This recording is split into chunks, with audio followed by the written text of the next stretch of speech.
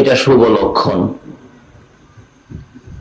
কারণ যেই চোখে নবীর প্রেম আর ভালোবাসায় ঘুম দেয় না, নবীর ভালোবাসায় যারা রাত্র জাগরণ করেছে, সেই চোখের জন্য জাহান্নামের আগুন হারাম হয়ে গেছে। নবীর প্রেমে যারা জাগ্রত থাকবেন, আপনার জন্য জাহান্নামের আগুন হারাম হয়ে যাবে। কারণ এটা বোঝার জন্যই আজকের এই মাহফিল। এই নবী যদি না হইতো, পৃথিবী হতো না, আল্লাহর আরশ কুরসি লৌহ কলম, এক কথায় কুল কায়নাতের কিছুই হতো না। যে নবীর জন্য আল্লাহ এত কিছু করেছেন, সেই নবীর প্রেমে জাগ্রত থাকা এটা ভাগ্যবান ব্যক্তিদের কাজ। যে নবীর উম্মত প্রয়োজনে 60,000 সৈন্যের মোকাবেলায় একজন যাইতে পারে,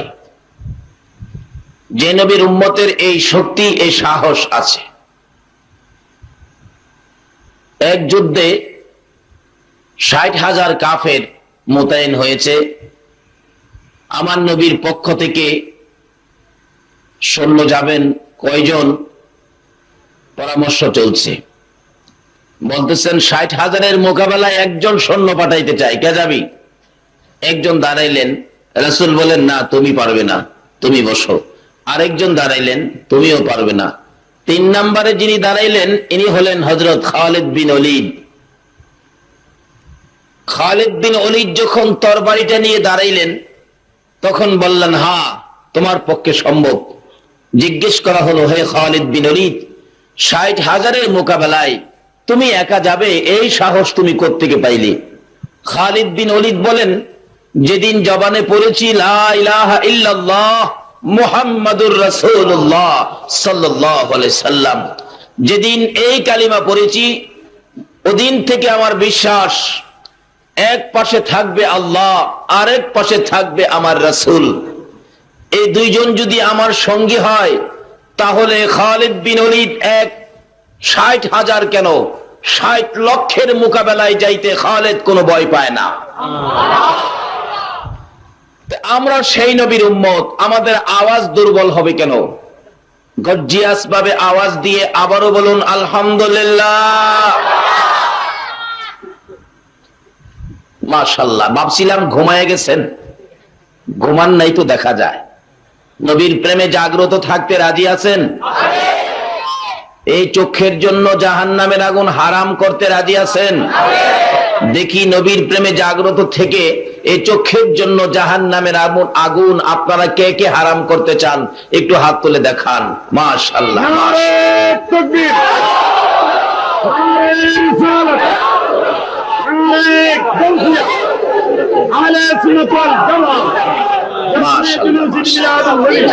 মাশাআল্লাহ। বলুন জাগো জাগো বাংলার মুসলমান, বলুন জাগো জাগো বাংলার মুসলমান, জাগো জাগো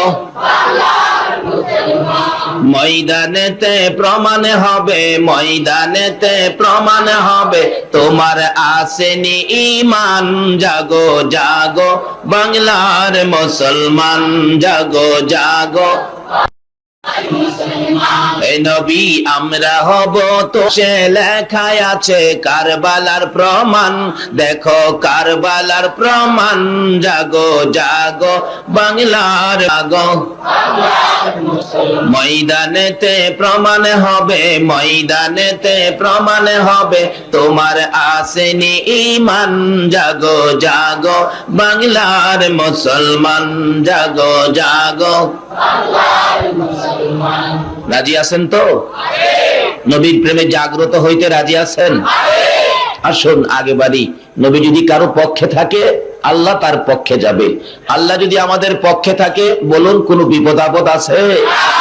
কিভাবে নাই, সামনে আসতেছে। আসুন আলোচনায় যাই। মহব্বতে একটু দরুদ শরীফ পড়ুন। আল্লাহুম্মা সাল্লি আলা সাইয়্যিদিনা মুহাম্মাদ, আল্লাহুম্মা সাল্লি সাইয়্যিদিনা মুহাম্মাদ নাবিয়ানা মোহাম্মদ নবিয়ানা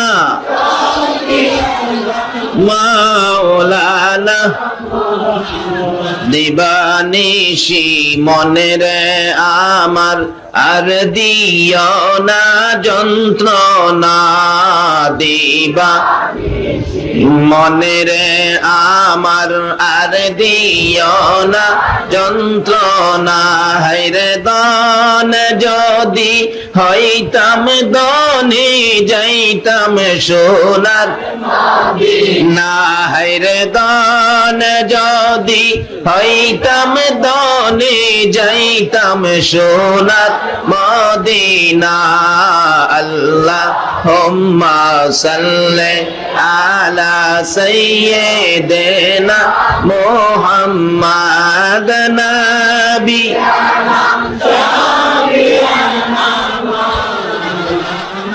মুহাম্মাদ নবিয়ানা মাওলানা বালাগাল উলা বিকামালিহি কাশাফাদ দুজা বিজামালিহি আসনাত জামিউ খিসালিহি সাল্লু। তাহলে আমরা এই রাসূলের পক্ষে যাইতে সব সময় জাগ্রত, কি বলেন? যে সময় ডাক আসে আমরা নবীর পক্ষে যাইতে কি ঘুমন্ত নাকি জাগ্রত? আসুন, তাহলে আল্লাহ আমাদের পক্ষে থাকবে, আল্লাহ আমাদেরকে সাহায্য করবেন, দুনিয়া ও আখিরাতের বালাই আল্লাহ আমাদেরকে দান করে দিবেন। আসুন আমরা গর্জিয়াস কণ্ঠে শুকর আদায় করেছি আলহামদুলিল্লাহ বলে। বলুন তো আমরা কার শুকর আদায় করেছি? আল্লাহ নিজে কোরআন শরীফে ওয়াজ করেছেন, লা ইন শাকারতুম লা আযীদান্নাকুম ওয়া লা ইন কাফারতুম ইন্না আযাবি লাশাদীদ। আমার নিয়ামত পায়া যারা আমার শুকর আদায় করবে, আল্লাহ বলেন আমার নিয়ামত পায়া যারা আমার শুকর আদায় করবে আমি আল্লাহ তাদের জন্য নিয়ামত বাড়াইয়া দিব। আর যদি আল্লাহর নিয়ামত পায়া কেউ নাশুকরি করে, কুফরি করে, আল্লাহ বলেন তাদের জন্য আমার আযাব বড় শক্ত। তাহলে কি আমরা আল্লাহর আযাবে যাব নাকি নিয়ামতে যাব? নিয়ামত পাওয়ার জন্যই আমরা গর্জিয়াস কণ্ঠে শুকর আদায় করেছি, কি বলেন ঠিক কিনা? এই চাঁদ, বলুন তো চাঁদের নামটা কি? শাবান। শাবান চাঁদে আল্লাহ যে কত কিছু দেয় এই নবীর উম্মতেরে। আমার আল্লাহ রহমতের দোয়ার খুলে আপনাদেরকে ডাকতে থাকেন, তোমরা কে আছো গুনাহগার, জীবনে বহু গুনাহ করেছো, আমার কাছে ক্ষমা চাও, আমি গুনাহ ক্ষমা করে দিব। এইভাবে ডাক আর কোন নবীর উম্মতের আল্লাহ পাক ডাক দেয় নাই, কাউরে না। আখিরি নবীর উম্মতকে আমার আল্লাহ ডাকতে থাকেন, কে আছো গুনাহগার, আমি তো মাফ করে দিব।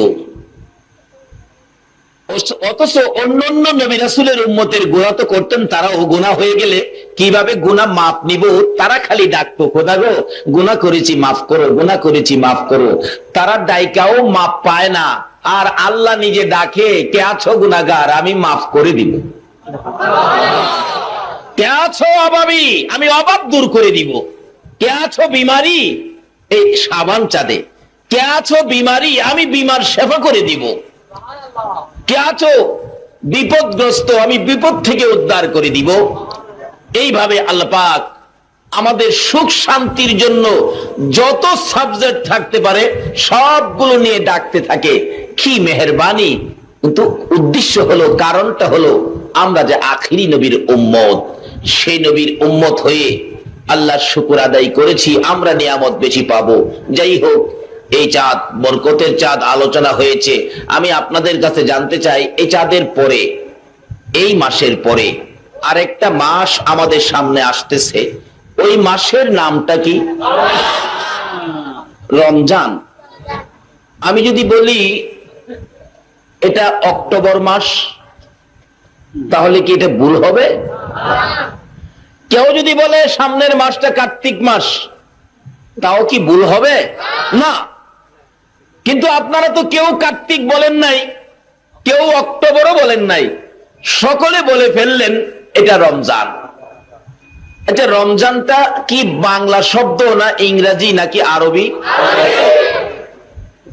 সবচেয়ে খুশি লাগলো আপনারা যে আরবি বলে ফেললেন। আমি ছোট সময় টেনশনে পড়তাম, উস্তাদ বলতেন বাবা আরবি শিখো, আরবি শিখো, কারণ কবরে গিয়ে আরবি দিয়েই কথা বলতে হবে। আমি প্রশ্ন রাখতাম, হুজুর বলেন কি, আমরা তো বাঙালি, জাতিগতভাবে আমরা বাঙালি, ভাষা আমাদের বাংলা, আমরা কবরে আরবি বলবো কিভাবে? উনি জবাব দিতেন, আরে বাবা গায়ের জুড়ে, বাসার জুড়ে, চাপার জুড়ে কেউ কবরে কথা বলতে পারবে না। কবরে কথা বলতে হবে ঈমান আমলের জুড়ে। আজকে যে আপনারা ইংরেজিও বলেন নাই, বাংলাও বলেন নাই, সকলে বলে ফেললেন আরবি ভাষা, সামনের মাস রমজান, তাইলে বোঝা গেল আপনাদের ঈমান আর আমলের শক্তি বুঝি বেড়ে গেছে। এতে বোঝা যায় আপনারা কবরের প্রশ্নের সম্মুখীন হলে আপনারা প্রশ্নের বিজয়ী হবেন, আপনারা কবরে ফেল করবেন না, ফাঁস করে যাবেন। কবরে আমল আর ঈমানের জুড়ে যখন আরবি বলতে পারবেন, তাইলেই আপনারা জান্নাতি হয়ে যাবেন। জোরে জোরে বলুন সুবহান। এখান থেকে প্রমাণ হলো আপনারা জান্নাতি। তারপরেও রমজানের আগমনে যারা রমজান খুঁজে, রাসূল বলছেন রমজানের আগমনে যারা রমজান খুঁজে, রমজান মাস আসতেছে এই আলোচনা করে এবং রমজান পেয়ে খুশি হয়, রমজান মাস আসলে আনন্দিত হয়, রাসূল বলেছেন তারাই হবে বেহেশতি। তাহলে কে কি বেহেশতি হবেন এখান থেকেই ফায়সালা নিজেরাই বুঝতে পারবেন। যদি রমজানের রোজা আসতেছে মনে খুশি লাগে তাহলে বেহেশতি, আর যদি মনে সমস্যা হয়, আছে না কিছু ব্যক্তি সমস্যার, এক বাচ্চা রমজানের চাঁদ উঠবে খুব খুশি নাচতেছে, আরেক বুড়া পিছন দিয়া কয় বাটা লাফাইস না, এটা বড় হুবের চাঁদ না। সারাটা দিন না খেয়ে থাকতে হয়, সারা দিনের মধ্যে একটা হুক্কাও খাইতে পারি না, এমন ব্যক্তি আছে না বাংলাদেশে? ফটিয়া মনে নাই?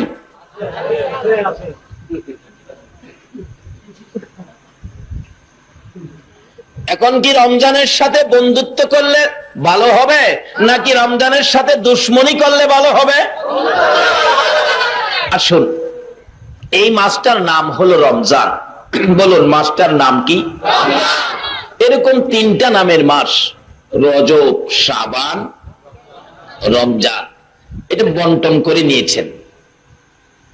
রজব নিলেন আমার আল্লাহ, শাবান দিলেন নবীকে, রমজান দিলেন নবীর উম্মতকে।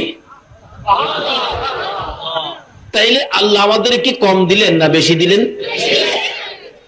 শুধু এই জায়গায় না তো, প্রত্যেক জায়গায় জায়গায় আমাদের বন্টনটা বেশি রাখে। কারণ হলো আমরা যে বড় নবী পেয়েছি, বড় নবীর পক্ষে গিয়েছি, বিধায় আল্লাহ আমাদের বাজেট বন্টন গুলি বড় বড় দেয়। সুবহানাল্লাহ। কিন্তু এখানে ঘোষণা দিয়েছেন এই বড় বড় বন্টন তোমরাই পাবে যদি তোমরা এই জিনিসটা চিনো এবং বুঝো। কোন জিনিস? কোরআন শরীফ। কুল ইন কুনতুম তুহিব্বুনাল্লাহ, আল্লাহ ঘোষণা দিলেন বন্ধু গো আপনি বলে দেন, আপনি বলে দেন তারা যদি আমি আল্লাহকে ভালোবাসতে চায়, ফাত্তাবিউনি ইউহিব্বুকুমুল্লাহ, তারা যেন আপনি নবীকে ভালোবাসে। এটা ঘোষণাটা কার? এই জগতের মালিককে, আকাশের মালিককে, জান্নাত জাহান্নামের মালিককে, আমাদের মালিককে, সবকিছুর মালিক যিনি, এই মালিকের ঘোষণা হলো তোমরা যদি আমাকে পেতে চাও তাহলে আমার হাবিবকে ভালোবাসো। 33,000 ভোল্টেজের কারেন্ট যদি ব্যবহার করতে চাও তাহলে ট্রান্সমিটারকে ভালোবাসো।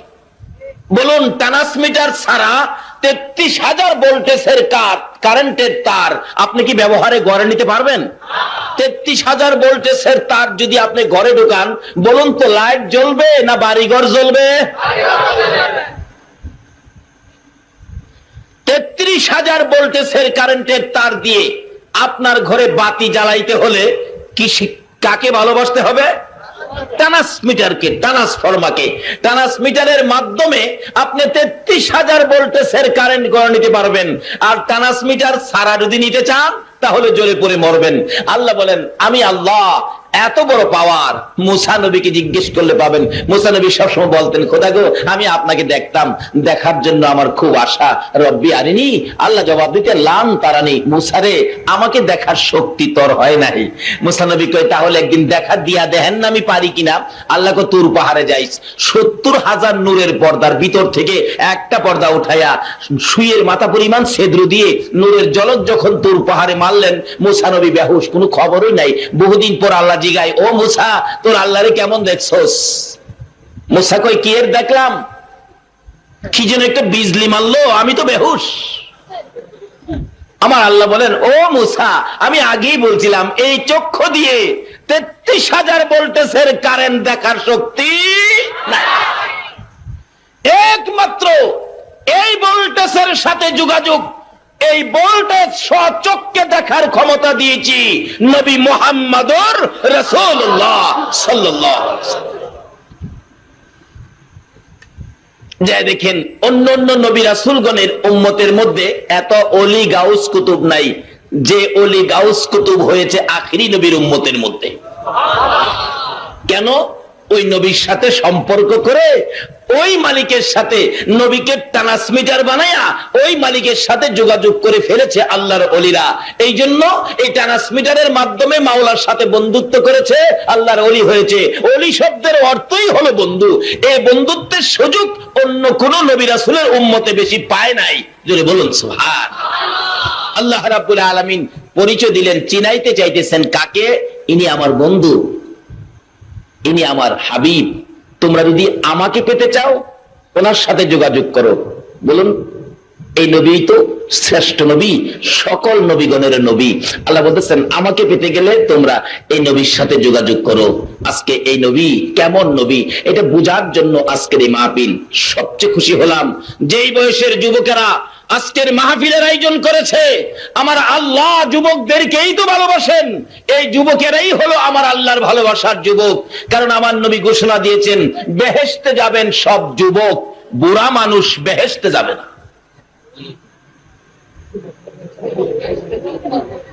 তাইলে যে যুবকেরা আয়োজন করেছে তারাই বুঝি হবে বেহেশতি।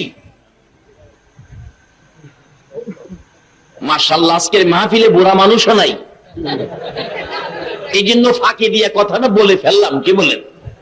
টুকটাক যদিও থাকে হেরানি আবার কষ্ট পায় না। রে বাবা যাবে বেহেশতে, কিন্তু বুড়া যাবে না, বুড়া অবস্থায় যাবে না। বেহেশতে নেওয়ার আগে 18 থেকে 25, মতান্তরে 25 থেকে 30 বছরের যুবক বানায়া বেহেশতে ঢুকানো হবে।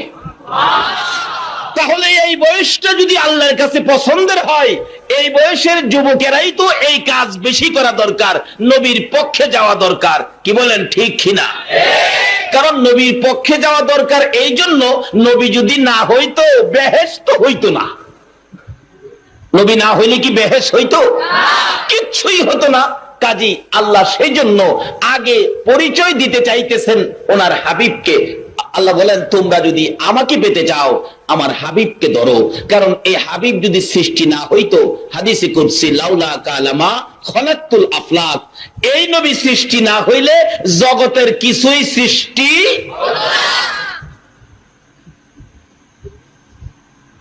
এই নবীর পক্ষে গেলে শক্তি কত, সাহস কত। আমার নবী মক্কার ঘটনা, আবু বকর যখন নবীর সঙ্গী হয়ে গেলেন, একদিন হাবিব বিন মালিক আবু জাহেলের বন্ধু হয়ে ইয়ামেন থেকে আবু জাহেলের চিঠি পত্র পেয়ে 1 লক্ষ সৈন্য নিয়ে মক্কা নগরীতে হাজির। এইভাবে প্যান্ডেল করেছে, সৈন্যরা বসে গেছে। একটু পরপর জিগাই, কমান্ডার সাহেব হুকুম দেন, অনুমতি দেন, আমরা যুদ্ধ শুরু করি। কই কার সাথে করবি? তারা 2টা আসন এইভাবে সাজায় রাখছে। কিতাব বলেন একটা আসন ছিল রূপার, আরেকটা আসন ছিল স্বর্ণের। রূপার আসনে হাবিব বিন মালিককে বসাইলেন, স্বর্ণের আসনটা খালি রাখলেন। হাবিব বিন মালিক বলেন আবু জাহেল বসো না। কয় না বসবো না, আমার ভাতিজার সাথে যুদ্ধ করে আমি যখন বিজয়ী হব আনুষ্ঠানিকভাবে ফুলের তোড়া হাতে নিয়ে বসবো। কি শখ তার! আমার আল্লাহ কয় আবু জাহেল রে, এই আসনে বসা উপযুক্ত তুই না। খবর দিলেন, ভাতিজা মুহাম্মদ আসো, যুদ্ধ করতে আসো, 1,00,000 সৈন্য আমি আবু জাহেলের পক্ষে, আসো তুমি বাপের বেটা হইলে। আমার নবী যুদ্ধে যাবে, 1,00,000 মোকাবেলায় সৈন্য ডাক দিলেন মাত্র একজন। কয়জন? আরো জোরে কোন? আবু বকর লাব্বাইকা ইয়া রাসূলুল্লাহ। আবু বকর ঘুমন্ত নাকি জাগ্রত? একটা কান সবসময় ফিট করে রাখতেন, রাসূল কোন সময় ডাক দেন।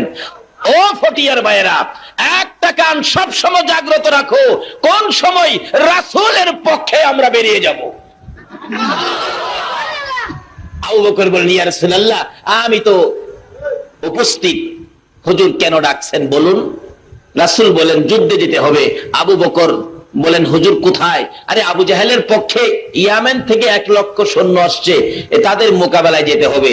আবু বকর বলেন, ইয়া রাসূলুল্লাহ আমি তো একা, একা কি 1,00,000 সাথে পারবো? আমার নবী বলেন, আবু বকর ঘাবড়াইস না বেটা, শোন তুই একবারে একা না, একদিকে আছে লা ইলাহা ইল্লাল্লাহ, আরেকদিকে আছে মুহাম্মাদুর রাসূলুল্লাহ, এবার মাঝখানে আছো তুমি আবু বকর। আবু বকর বলেন, হুজুর বলেন কি, যদি একদিকে থাকেন আপনি আরেকদিকে থাকে আল্লাহ, আমি একাই তো কাটবো 1,00,000 মানুষের কেল্লা। চলেন হুজুর চলেন। আবু বকর পিছে পিছে যায়, আমার নবী আগে আগে যায়। প্যান্ডেলের মাঝখানে রাস্তা রাখছে, স্টেজে আইসা যদি নবী আবু জাহেলের কাছে নতি স্বীকার করে তাহলে আর যুদ্ধ হবে না, এমনি শেষ। আবু জাহেল বলেন, এখনো আসতেছে না কেন? আমার নবী আগে আগে যাই, আবু বকর পিছে পিছে যাই। আমার আল্লাহ বলেন, বন্ধু গো ভয় পেও না, আমি আল্লাহ তোমাদের সঙ্গী হয়েছি। প্যান্ডেলের মাঝখানে রাস্তা, যখন প্যান্ডেলের ওই মাথায় ডুবতেছে আমার নবী, সকল সৈন্যরা আমার নবীর সুন্দর চেহারার দিকে তাকায়া গেছে। আবু বকর বলেন, আমি নবীজির পিছন থেকে একবার ডান দিকে তাকাই, আবার বাম দিকে তাকাই, কেউ নি আমার নবীর সুন্দর চেহারায় আঘাত করে বসে। আবু বকর বলেন, আমি ডান দিক বাম দিক সৈন্যদের দিকে তাকাইয়া দেখি তারা আঘাত করবে তো দূরের কথা, আমার নবীর সুন্দর চেহারা দেখে তাদের হাতের হাতিয়ার গুলো জমিনের মধ্যে পড়ে গেছে। সকল হাতিয়ার জমিনে ফেলে দিয়ে আমার নবীর সুন্দর চেহারা দেখতেছে। যেই নবী না হইলে জগৎ সৃষ্টি, রমজান হইতো, রমজান নামাজ হইতো, মসজিদ হইতো, মাদ্রাসা হইতো, খানায়ে কাবা হইতো, মিনা মুজদালিফা আরাফা হইতো, আল্লাহর আরশ কুরসি লৌহ কলম পর্যন্ত হতো না যদি আমার আপনার নবী না হইতো। আজকে আপনারা কারা? আপনারা কোন মায়ের সন্তান? এই নবীর পক্ষে রাত্র 12টার পরে বসে গেছেন, যারা রাত্র 12টার পরে নবীর পক্ষে বসে আছেন, আল্লাহর কসম আপনার জন্য আমার নবী ফুল সিরাতের কিনারে বসে থাকবে। আবু বকর বলেন, আমি দেখি হাতিয়ার গুলো জমিনে পড়ে আছে, সৈন্যরা খালি নবীর দিকে তাকিয়ে আছে। হাবিব বিন মালিক আসনে বসা ছিল স্টেজে। আরে আবু জাহেল, লোকটা কে আসতেছে যে? আবু জাহেল বলেন, আমার ভাতিজা, তার সাথেই তোমাকে যুদ্ধ করতে হবে। হাবিব বিন মালিক নবীর সুন্দর চেহারা দেখে বসা ছিল তো, বসার থেকে ওইটা দাঁড়ায় গেছে। আবু জাহেল, এত সুন্দর লোক আমি তো জীবনে কোনোদিন দেখি নাই রে আবু জাহেল। কেন জানি লোকটাকে দেখে আমার মায়া মায়া লাগে। আবু জাহেল রে, না না, এ লোকের গায়ে আমি আঘাত করতে পারবো না, আমার পক্ষে সম্ভব। আমার আল্লাহ বলেন, বন্ধু ভয় পেও না, যাও যাও সামনে বাড়ো। তুমি কাছাকাছি যাওয়ার আগে আমি আল্লাহ হাবিব বিন মালিকের সাথে যুদ্ধ শুরু করে দিছি। আর একটু সামনে বাড়লে হাবিব বিন মালিক চেয়ার থেকে উইটার নিচে নাইমা গেছে।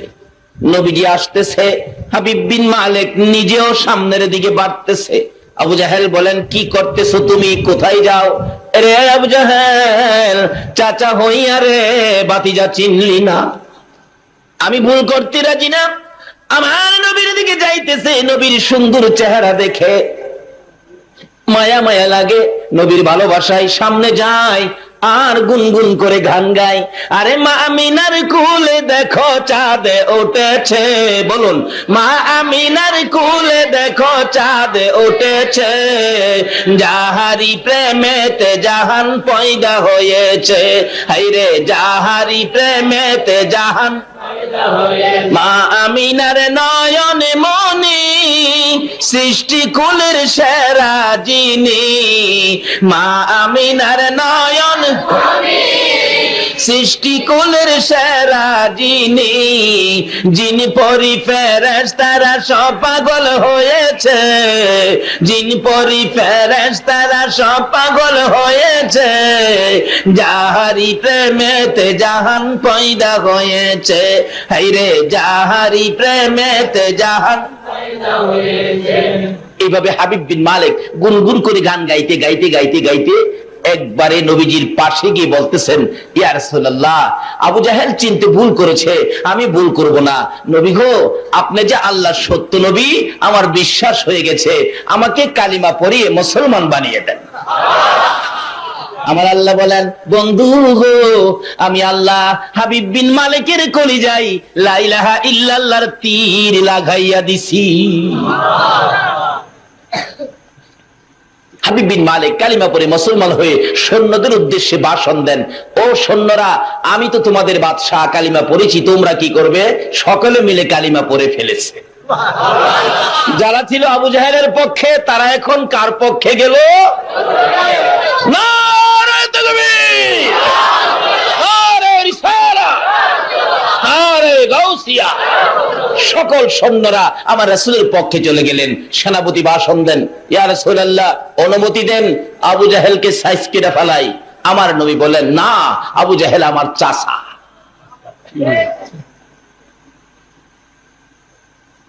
এবার হাবিব বিন মালিক বলেন, ইয়া রাসূলুল্লাহ, মনের দুইটা কথা আপনার কাছে বলবো। এমনি সময় আমার আল্লাহ কয়, জিবরাইল, আমার বন্ধুরে দেখো, হাবিব বিন মালিকের কোনো কথা যেন আজকে না শুনে, আগে তারে বাড়িতে পাঠাইতে কও, আবার বাড়ির থেকে আসলে যেন কথা শুনে। কিন্তু তার মনের কথাটা ছিল এই, তার একটা মেয়ে ছিল, মেয়েটা কুষ্ঠরোগী, ঘর থেকে বাহির করতে পারে না, একটাই মেয়ে, কুষ্ঠরোগ, এমন অবস্থা, একেবারে গর্তে বাহির করার কোনো সুযোগ নাই। এই কথাটাই বলতো, নবীজির কাছে দোয়া চাইতো। আচ্ছা বলুন, নবীজির দোয়া করলে কাম হবে কিনা? দোয়াটা চাইতো, কিন্তু পারলো না। রাসূল বলেন, এখন না, তুমি বাড়ির থেকে আইসা বইলো। হাই হাই, মনের কথা বলতে পারলাম না, হাই হাই, সারাটা রাস্তা বাড়িতে যায় আর এই চিন্তাই করে। যাইতে যাইতে বাড়িতে যাইয়া আগে যে অসুস্থ মেয়ের ঘর, রুম, এই রুমের দরজায় যায় ডাকতেছে, মা মা মা। মেয়েটা কোনো জবাব দেয় না, দরজাও খুলে না। আরে কি ব্যাপার, আমার মেয়েটা কি মরে গেল? দরজার কিনারে কানটা লাগাইয়া শুনে, ভিতরে আওয়াজ শোনা যায়, লা ইলাহা ইল্লাল্লাহ, লা ইলাহা ইল্লাল্লাহ, লা ইলাহা ইল্লাল্লাহ মুহাম্মাদুর। হাবিব বিন মালিক বলেন, এই মা, দরজা খুলো গো, ইয়ামেন দেশে আমার আগে এ কালিমা লইয়া কেউ আসে নাই। আমি জানতে চাই এই কালিমা কোত্থেকে তুমি পেয়েছো। দরজা যখন খুলে দিলেন, হাবিব বিন মালিক বলেন, আমি তাকাইয়া দেখি এই মন্ত্র যে পড়তেছে, আমার মেয়ের গায়ে কুষ্ঠরোগী নাই, সুস্থ হয়ে গেছে। জিজ্ঞেস করলেন, মা, এ কালিমা কোত্থেকে পাইলা? এই কুষ্ঠরোগীর ঔষধ তুমি কোত্থেকে পাইলা? মেয়েটা জবাব দেন, বাবা গো, যেদিন দিনের বেলা আমার নবীর হাত ধরে তুমি কালিমা পড়ে মুসলমান হয়েছো, বাবা, ওই দিন রাতের বেলা দয়ার নবী, মায়ার নবী আমার ঘরের সামনে হাজির হয়ে গেছে। আমার দরজার মাঝে ধাক্কা দিয়ে বলতেছেন, ও হাবিব বিন মালিকের মেয়ে, দরজাটা খুলো। দরজা খুলে দেখি বাবা গো, একটা পূর্ণিমার চাঁদ উদয় হইয়া রইছে। আবার সামনে দাঁড়াইয়া বলতেছেন,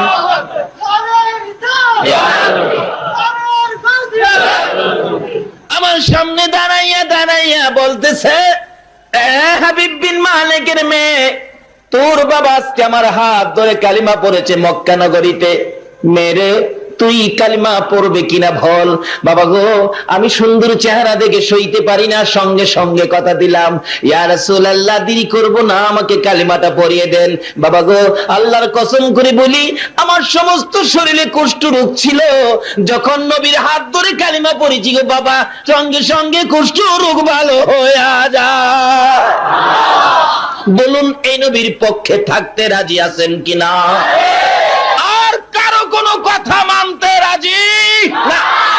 আমরা এই নবীর পক্ষে থাকবো, আহলে সুন্নাত ওয়াল জামাতের সদস্য হব, ছাত্র সেনার সংগঠন করব। রাজি আছেন আপনারা? আল্লাহ তুমি কবুল করো।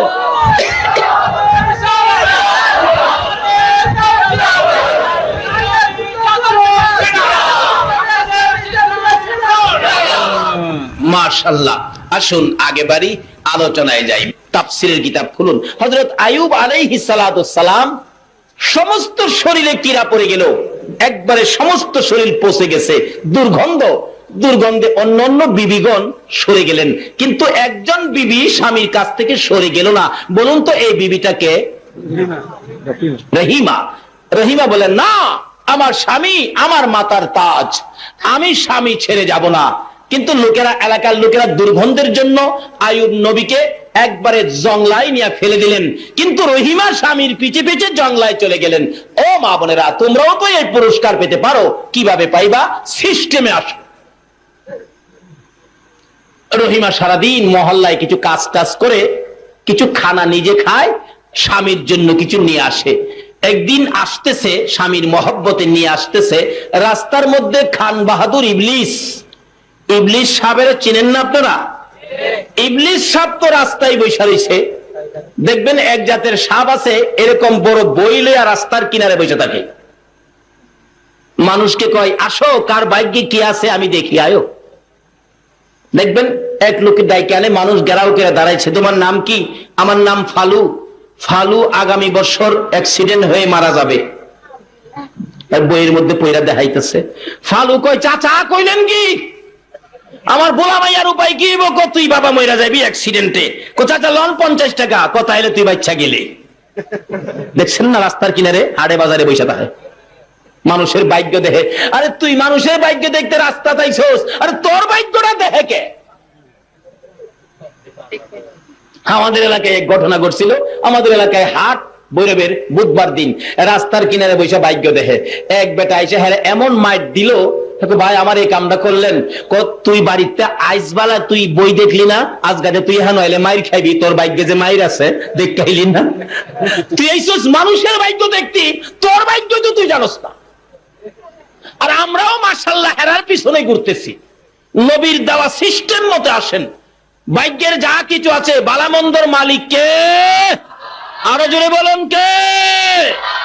এটাই আমার নবী শিক্ষা দিয়ে গেছেন। নবীর কথা মতো আসেন। নবী আপনাদের জন্য মদিনায় শুয়া 24টা ঘন্টা এখনো কাঁদতেছে।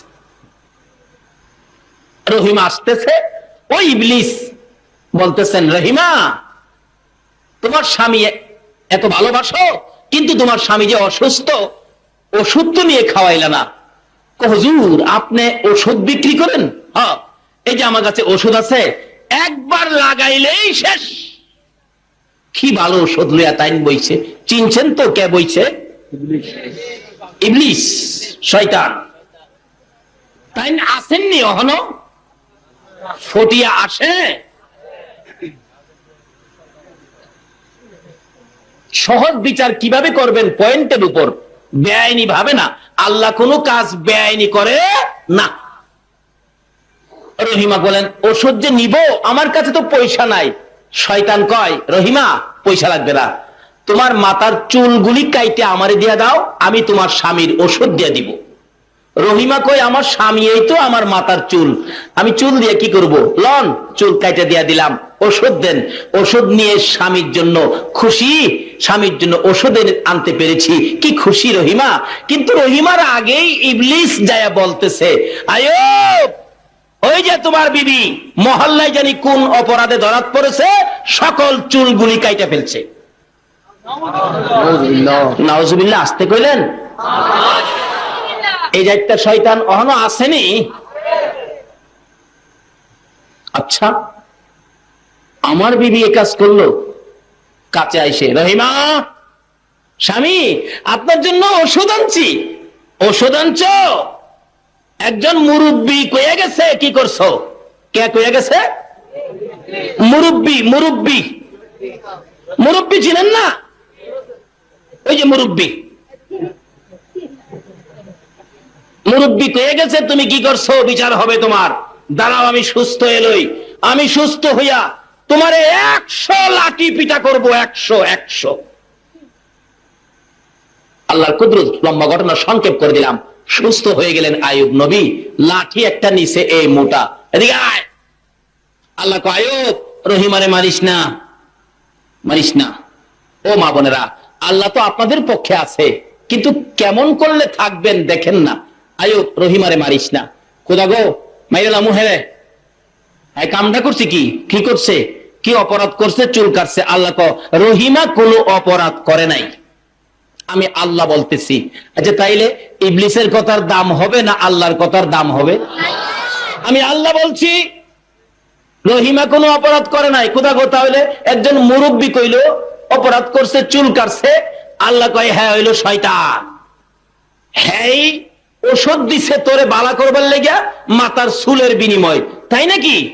হ্যাঁ হ রহিমা আয় আমার বুকে আয়। রহিমা দুইটা চোখের পানি জর্জর করে ছাড়ে। মামুদ এইভাবে বুঝি তুমি আমার জন্য মেহেরবান হয়েছো, তুমি আমার পক্ষে আসছো। ও মা বোনেরা, স্বামীর খেদমত করো, এই স্বামীর জন্য ভালোবাসা দাও, আমার আল্লাহ তোমাদেরকে ভালোবাসবে। বলতেছেন আইয়ুব, খোদা গো আমি যে বলে ফেলেছি আমি তো তোমার নবী, নবীর কথা তো মিথ্যা হয় না।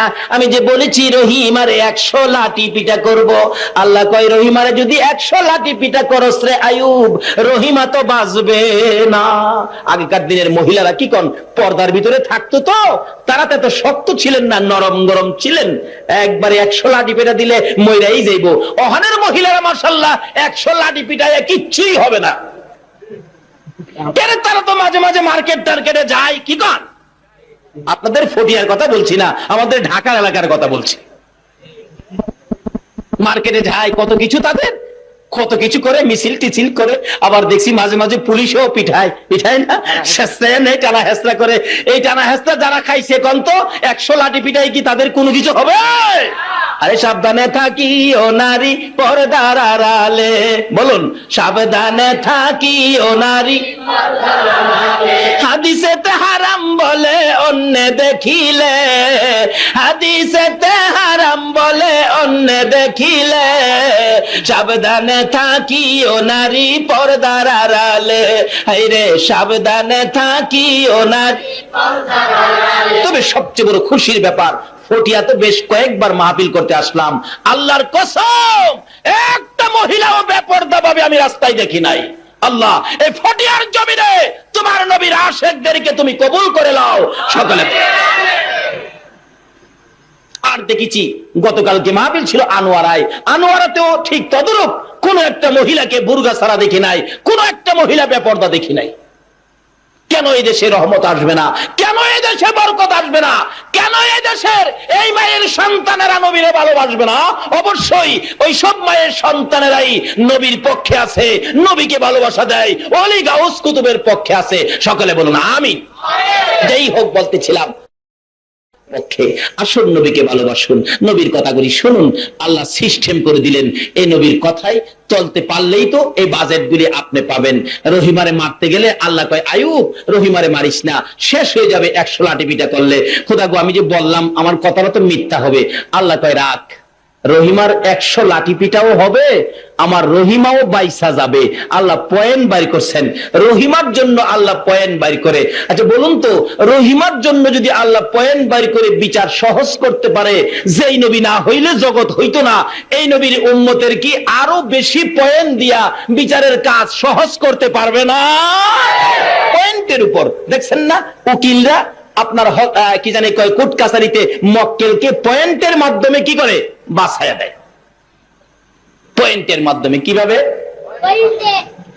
এক জায়গায় এক ঘটনা ঘটছিল, এক মেয়ে, বড় লোকের মেয়ে, তো শক্তিশালী বংশের মেয়ে, এক গরিবের ছেলে, খুব সুন্দর সুন্দর ছেলের সাথে সম্পর্ক করে কলেজ থেকে উদাও। আমাদের এলাকার ঘটনা, এরকম হয় না অনেক সময়? লাপাত্তা। মেয়ের বাবা দিচ্ছে নারী অপহরণ কেস, পুলিশ তন্ন তন্ন করে খুঁজছে, বলতে টাকা যার আগে দিব, কিন্তু আমার মেয়েকে উদ্ধার করো। মেয়েকে উদ্ধার করে নিয়ে আসছে পুলিশ।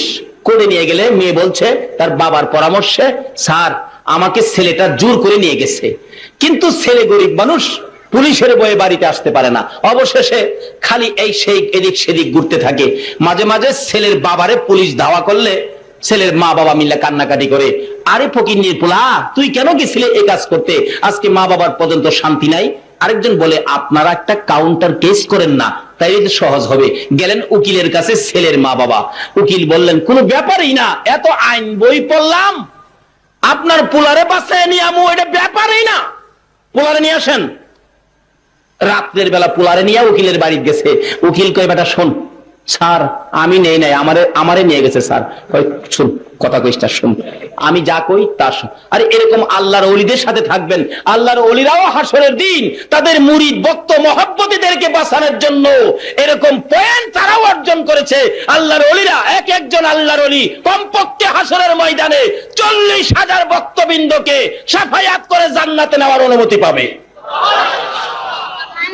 ওলিদের পক্ষে থাকুন, নবীর পক্ষে থাকুন। যাই হোক, বলতেছিলাম ওলিরা হবে হাসরের অ্যাডভোকেট, আর এদেশের অ্যাডভোকেট কি করে দেখেন, বলতেছেন, শোন এবারটা শোন, তোকে নিয়ে যখন কুড়ে যাবো, তোরে যাই জিগাইবো, তুই কোনো কথা কইবি না, খালি চায় থাকবি। উকিলের পরামর্শ, যাই জিগাইবো তুই কি করবি? চায় থাকবি। আচ্ছা স্যার, ঠিক আছে। কেস হয়ে গেল, বাদী বিবাদী হাজির, উভয় পক্ষ হাজির। মেয়ে পক্ষের উকিল বলে, মাননীয় বিচারপতি ম্যাজিস্ট্রেট সাহেব অনুমতি দেন কথা বলি। হ্যাঁ বলেন। বুঝলেন তো উকিলের মুখ খিজে শুরু করছে, স্যার এই সেই, এবার যদি মেয়েদেরকে ধরে নিয়ে যায়, স্যার আপনারও তো মেয়ে ছেলে আছে, বলুন দেশ কিভাবে চলবে, ইজ্জত সম্মান কিভাবে আসবে, দেশের কলঙ্ক হয়ে যাবে, এই সেই, একবারে সাবান দিয়া খইসা দুইয়া চুগাইয়া ইস্তারি কিরা ফেলাইছে। ম্যাজিস্ট্রেট বলেন, উকিল সাহেব আপনি থামেন, আমি দুটো প্রশ্ন করি। এই ছেলে, তুমি যখন মেয়েটাকে ধরে নিয়ে যাও তখন রাত্র কয়টা বাজে? তার উকিলের পরামর্শ কি ছিল? কথা বলবি না, চাইরিছে। রাত্র তখন কয়টা বাজে? কি রে ব্যাপার, তোমার সাথে কয়জন লোক ছিল যখন মেয়েটাকে ধরে নিয়ে যাও? চাইরিছে। আরে কয়জন লোক ছিল? কি রে বাবা, কি মক্কেল নিয়ে আসলেন? চাইরিছে, কিচ্ছু কয় না। তা তুমি যখন মেয়েটাকে জোর করে ধরে নিয়ে যাও তখন কি কেউ দেখছিল? চাইরিছে, কিচ্ছু কয় না। 3 প্রশ্নের পরে ম্যাজিস্ট্রেট গেছে গরম হইয়া, কি উকিল সাহেব, কি মক্কেল নিয়ে আসলেন? 24 বছর হলো চাকরি, এরকম মক্কেল তো আমি পাই নাই, কি ব্যাপার? 3টে প্রশ্ন করলাম, একটারও জবাব নাই। তার পক্ষের উকিল কয়, মাননীয় ম্যাজিস্ট্রেট সাহেব অনুমতি দিলে আমি কথা বলবো। হ্যাঁ ঠিক আছে বলেন। এই ছেলেটা স্যার খুব ভালো কথা বলতেন, তার কথা শুনলে মানুষ টিভি বন্ধ করে রেডিও বন্ধ করে তার কথা শুনতো, এরকম সুন্দর কথা বলতো। বুঝেন তো উকিলের মুখ যে কিভাবে বলবে। তো তাইলে আজকে কথা বলে না কেন? স্যার দুঃখের কথা কি বলবো, যেদিন এই মেয়েটাকে ছেলেটা জোর করে টাইনা ঘরতে বাহির করছিল, মেয়েটা যে একটা চিল্লানি মারছিল, এই চিল্লানিতে তার কানের পর্দা ফেটে গেছে স্যার। এখন কে কি কয় কিছুই শোনে না, এই জন্য খালি তাকায় থাকে। মেয়েটা তো ওই পাশে, মেয়েটা বলতেছে, স্যার আল্লাহর কসম করে বলি আমি চিল্লানি দেই নাই স্যার। তার পক্ষের উকিল, ছেলে পক্ষের উকিল বলে, স্যার আপনার পয়েন্টের খাতায় লেখেন মেয়ে বলছে চিল্লানি দেয় নাই, তাহলে সে জোর করে নেয় নাই। পয়েন্টে কি করে দেখছেন? ম্যাজিস্ট্রেট বলেন, উকিল সাহেব কাজী সাহেবকে ডাক দেন। কাজী সাহেবকে ডাক দিয়ে কোর্টের মধ্যে ম্যাজিস্ট্রেটের উপস্থিতিতে তাদের বিবাহ পড়াইয়া দিলেন। এমনি ভাবে যারা আখিরি নবীর উম্মত হইবেন, আমার আল্লাহ পয়েন্টে ফালাইয়া মাফ করবেন। আল্লাহু আকবার। আল্লাহ নিজে কাজী হইয়া আমার নবীর উপস্থিতিতে জান্নাতি হুরির সাথে বিবাহ পড়াইয়া দিব। নারে তাকবীর, নারে রিসালাত, নারে গাউসিয়া। কি মজার ব্যাপার সামনে আসতেছে। আরে দুনিয়া তো কয়দিন থাকবেন, মজা তো দুনিয়ার ভরে নে। যদি নবীর উম্মত হইয়া যাওয়া যায়, কি বলেন, নবীর উম্মত হইয়া যাইতে পারলে মজা তো কবর থেকে নে শুরু হইব। খবরে গাউসে পাকের জীবনী খুলে পাবেন, গাউসে পাক কবরে গেছেন, কবরে গিয়াও আল্লাহর ওলিদের পাওয়ার কমে নাই। মুলকিন নকির কবরে গিয়া জিগায়, আপনার রবকে দৌড়ারে থাপাতা ধরছে। দইরা কই, আমার রবকে জিগাইতে আইছস, তোর আর সালাম কালাম কই? কি বলেন, এ নবীর উম্মতের প্রথম আদর্শ কি হবে? নবী বলছে আমার উম্মতের মধ্যে ওই ব্যক্তি উত্তম হবে যে আগে সালাম দেয়। এ নবীর উম্মতের মধ্যে উত্তম হবে যে আগে সালাম দেয়। তাইলে আমরা সালামের আমল করব কিনা বলুন তো? বড় পীর ধরছে, তোরা সালাম কই? দুই ফেরেশতা একজন আরেকজনের দিকে চায়। হুজুর আমরা তো ফেরেশতা, আমরা তো এই পর্যন্ত কারো কবরে যায় সালাম দেই নাই। যখন কইছে ফেরেশতা, দৌড়ানোর সাফায়া ধরছে। তোরা ফেরেশতা? কহ আমি তো তোরারই খুঁজতাছি। কোন কি আমরারে খুঁজতেছেন? হ্যাঁ, কেন? তোরা বলে আমার বাবা আদি পিতা আদম নবীরে বানানোর সময় নিষেধ দিসলি। সুবহানাল্লাহ, কই খবর লইছে দেখছেন নি? আচ্ছা, এই কিসিমের খবর কওয়ার মতো শক্তি আখিরি নবীর উম্মতের আছে কিনা? আর যদি কোন আছে, এমনি আছে। হেরা তো শুরুবেলাই কায়দা শিখছে। কিখন হাসরের দিন বিচারের কোর্ট বসবে, আল্লাহ বলবেন বিচার করতে গিয়ে, এই মুসা নবীর উম্মত এরিগাই, তোমরা তো এই অপরাধ করছো, এই যে দলিল। তারা বলবে আল্লাহ আমরা অপরাধ করছি, আমরা সাক্ষী কেডা? আল্লাহ হাসরের দিন কইব, তারা যে অপরাধ করলো সাক্ষী কে? এদিন আপনারা খারিবেন সাক্ষী। আল্লাহ আমরা সাক্ষী, তারা অপরাধ করছে। হেরা কইব খোদা গো, এটা বাইট্টা বাইট্টা মানুষ, এটা এত বড় সাহস হাসরের ময়দানে সাক্ষী দিতে হইছে, এটা বাড়ি কই? আল্লাহ কইব হেরা আখিরি নবীর উম্মত, বাড়ি ফটিয়া। জোরে ঘন্না সোহা, বাড়ি কই? ফটিয়া। হ্যাঁ, আমার আখিরি নবীর উম্মত বাইট্টা হইলে কি হইব? এদের পাওয়ার আছে। কি আছে? কয় না কি আছে? পাওয়ার কি নামাজ পইরা না ছাইরা? পাওয়ার কি রমজানের রোজার রাইত্যা না না রাইত্যা?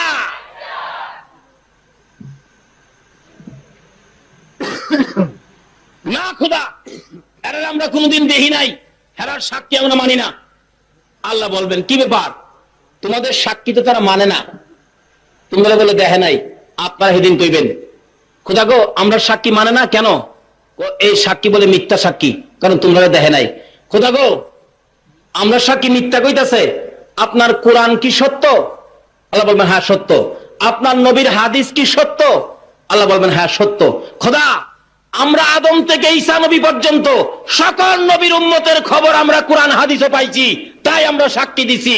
আল্লাহ বলবেন রে আমার কোরআন সত্য, নবীর হাদিস সত্য, নবীর উম্মতের সাক্ষীও সত্য। জোরে কোন সুবহান। লাগাও তাদের নাকের মধ্যে আগুনের বর্ষি লাগাও, গলায় আগুনের বেড়ি লাগাও, শেষ লাইয়া জাহান্নামে লয়ে যাও। আল্লাহ কইবে বন্ধু গো তোমার উম্মতের বিচার পরে পরে। সুবহানাল্লাহ। আরে উম্মতের কান্ডার গো নবী রহমতের ভান্ডার, কোন না উম্মতের কান্ডার গো নবী, নবী বিনে রোজ হাসরে কে করিবে পার, নবী বিনে রোজ হাসরে কে করিবে পার। উম্মতের কান্ডার গো নবী রহমতের ভান্ডার, আইরে উম্মতের কান্ডার গো নবী। আল্লাহ রাব্বুল আলামিন পয়েন্টে বিচার শুরু করে দিলেন। আয়ুব রহিমারে যদি 100 লাঠি পিটা করস, কথাটা খেয়াল আসেনি? রহিমার জীবন থাকবে না, শেষ হয়ে যাবে। একটা কাজ কর, কি রহিমারে খোদা গো আমি যে 100-র কথা কইছি, আচ্ছা তুই 100ই আদায় হবে, রহিমাও বাইসা যাবে। কিভাবে? 100 পাটখড়ি, পাটখড়ি চিনেন? হোলা হোলা আর কি, পাট চিনেন না? নারিশ, নারিশ, মাশাআল্লাহ নারিশ চিনছেন? চিনছেন তো? তা আমিও বুঝে গেলাম যে নারিশ আমাদের দেশের হোলাই, আপনাদের দেশে কি হয়? নারিশ হয়। আর আপনাদের নারিশ আমাদের দেশে পাটখড়ি হয়।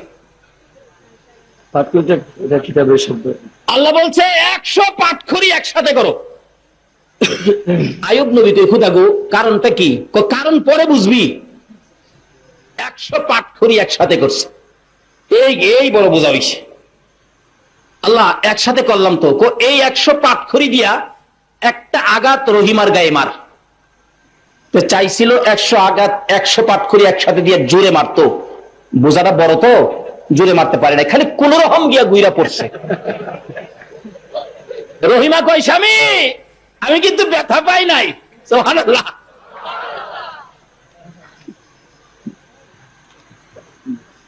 এরকম মারামারি তো আমাদের দেশে করে না?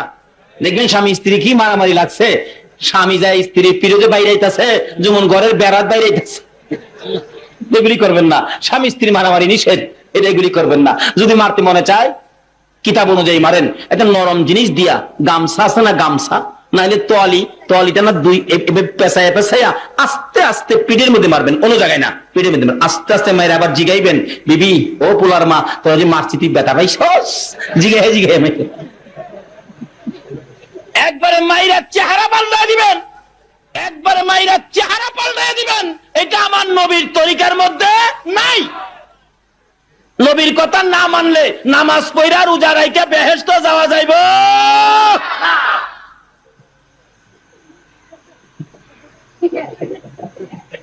বেহেশতে যাইতে গেলে মানতে হবে নবীর কথা। বলুন কার কথা? যে নবীর উসিলাই এগুলি হইছে।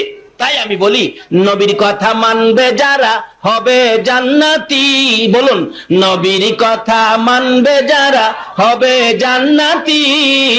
না মানিয়া আবু জাহেল হইল দুজুকি, না মানিয়া আবু জাহেল।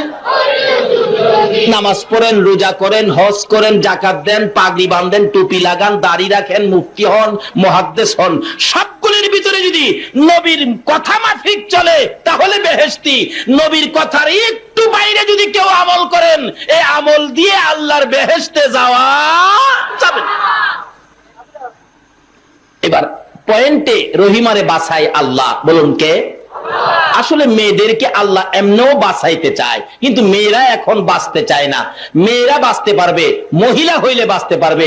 এখন তো মেয়েও পাওয়া যায় না, মহিলাও পাওয়া যায় না, যাও কিছু পাওয়া যায় সব লেডিস। লেডিস বাঁচতে পারবে না, বাঁচতে গেলে মহিলা হইতে হবে, মেয়ে লোক হইতে হবে। কারণ মেয়ে লোক আর মহিলার সাথে, মার সাথে কত যে সম্পর্ক।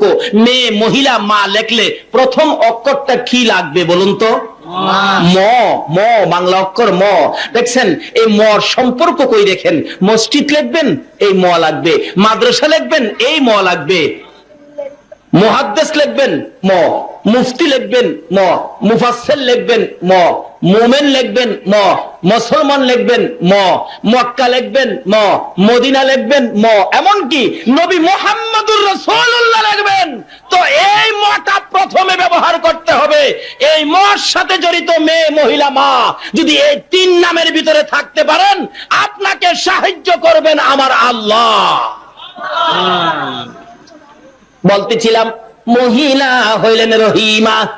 আইয়ুব নবী আল্লাহর নির্দেশ মতো 100 পাটখড়ির বোঝা হাতে লইয়া মারতে চাইছে, ঠিক মতে লাগে নাই, কোন রকম পইরা গেছে। রহিমা কয়, স্বামী কি আমি কিন্তু ব্যথা পাইছি না। আইয়ুব নবী বলেন, ও বিবি রহিমা, আমিও তো একটা এনে দিছি, 99টা তো আরো বাকি রইছে, দেমু এখন খাতির জমা 99টা। আমার আল্লাহ বলেন, আইয়ুব না, আর দিতে হবে না। খোদা গো, আমি তো বলেছি 100 আঘাত করব, একটা এনে মারলাম, আরো 99টা বাকি। আমার আল্লাহ বলেন, আইয়ুব তোর এই গাঠুরির মধ্যে পাটখড়ি কয়টা আছে? 100 আছে। আমার আল্লাহ কয়, আইয়ুব রে, 100 পাটখড়ি একসাথে করে যখন একটা আঘাত করছ, আমি আল্লাহ এক আঘাতে 100 আঘাত আমি আদায় করে দিয়েছি। আবার রহিমারে আমি বাঁচাইয়া দিছি। আইয়ুব নবীর বিবি রহিমারে যদি এইভাবে পয়েন্ট আল্লাহ বাঁচাইয়া দিতে পারেন। যেই নবী না হইলে আয়ব নবী হইতো না, যেই নবী না হইলে রহিমা হইতো না। এই নবীর উম্মতের বলুন আরো সহজে বাঁচাইতে পারবে কিনা? রব্বির হামহুমা কামা রব্বায়ানি সগীরা।